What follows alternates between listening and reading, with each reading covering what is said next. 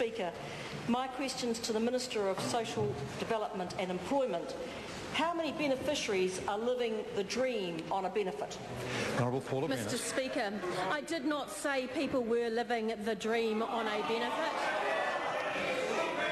I said, and I directly quote, if someone genuinely can't find work in 12 months, they'll be able to demonstrate their job search when they reapply. If a real, demonstrable effort has been made, their benefit will be reinstated. If not, well, I'm afraid the dream is over.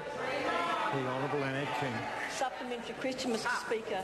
Does she stand by her statement that having been on the receiving end of the DPB and knowing what it is like to live and struggle day to day, if so, why was it a struggle for her with all the assistance available at that time, but in her view a dream for undisclosed number of beneficiaries now? The Honourable Paula Bennett. Mr. Speaker, I reiterate that I've not said that it is a dream for those that are struggling there. Mr. Speaker, let's make it clear that what I did say yesterday is that it's not easy to put your head up and actually juggle a family, to juggle those sorts of educational requirements, to actually get yourself into a job. But I back people that they can. I mean, I know the member herself was saying on radio this morning that she actually worked full-time as a sole mother, so she's a classic example of people that can do it. The Honourable Annette King. Speaker, if the objective of the changes she's introducing is to create a fairer benefit system, as she's claimed, why are 5,896 women in receipt of the widow's benefit, many who are caring for dependent children, not required to face a part-time work test?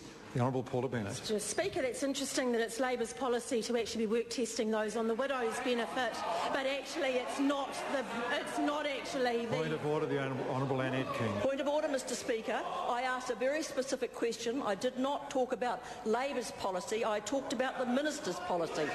Order. Point of order has been raised and there should be no interjections. I'll just remind members of that at this stage. I think the member raises a fair point that the Minister shouldn't allege in answering that something is the Labor Party's policy, because she has no right to allege that. I'd ask the Honourable Paula Bennett to answer the question. Mr. Speaker, we will not be work testing those on the widow's benefit, but the implication is that the other side would be. The Hekia Parava. Mana whakawa. My question is to the Minister.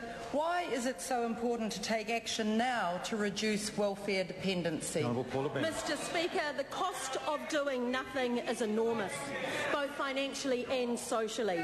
With demographic changes looming, the rising tide of welfare dependency threatens to mortgage our children and our grandchildren's futures, and we will not sit back and let that happen.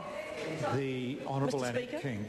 Did the Attorney-General tell her and the Prime Minister before yesterday's announcement that the legislation she tabled discriminates on 3 prohibited grounds under the Bill of Rights Act, namely sex, marital status and family status, and in the words of the Attorney-General, the different treatment of people, quote, does not create a fairer benefit system or encourage beneficiaries to enter or return to employment, end quote.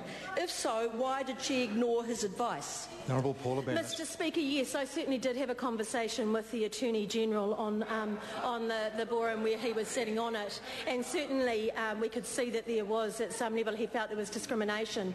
But as I said, this side of the House has made a decision that we will not be work testing those on the widow's benefit, that we will not be work testing those on women alone. I actually stand by that, to actually be working with those on the DPB, with children, working part-time, helping them get ahead and get under their own steam. I'm certainly incredibly proud of and think it's the right direction, and that's where it is. And I think it's a discrimination that most New Zealanders will see as fair and reasonable.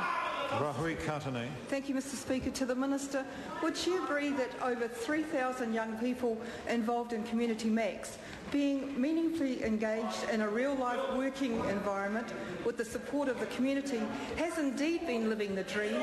And what action is she taking to ensure the 3,000 graduates are supported to take up further training and employment opportunities post-Community Max? Mr. Speaker, yes, Community Max has been a great success. Everywhere I go, I hear such positive stories about where that's at.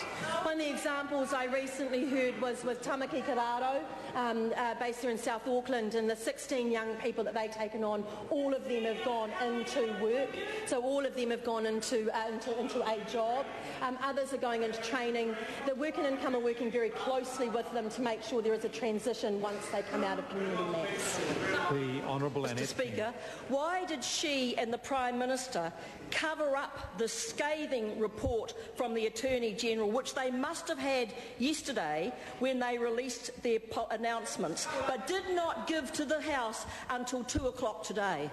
The Honourable Paula Bennett. Mr. Speaker, I'm not actually responsible for when the Attorney-General puts his papers into the House, but what I wanted to do was certainly have faced criticism before from that side on where our legislation has not been tabled in time, and this was a very technical piece of legislation around the Social Security Act. So I wanted to make sure the other side had enough time to get themselves into the detail of it so they could actually stand up and be the opposition for once instead of sitting back and leaving a whole lot of people wandering on welfare. Order. The Honourable Annette King.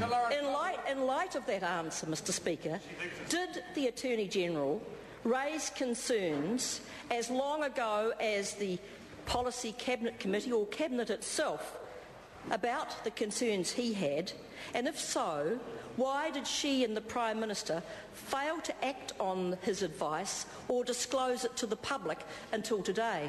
Honourable Paula Bennett. Mr. Speaker, as I previously said, yes, I have had conversations with the Attorney-General on this. I find it absolutely incredulous that the other side is standing up and that we should be work testing those on the widow's benefit and those on the woman alone. We are proudly standing up and saying that we will see the right obligations and incentives for New Zealanders to get ahead and take self-responsibility for themselves, and I'll stand by that every time, and I think New Zealanders see that as very fair. Question number 2, Katrina Shanks. Thank you, Mr. Speaker. To the Minister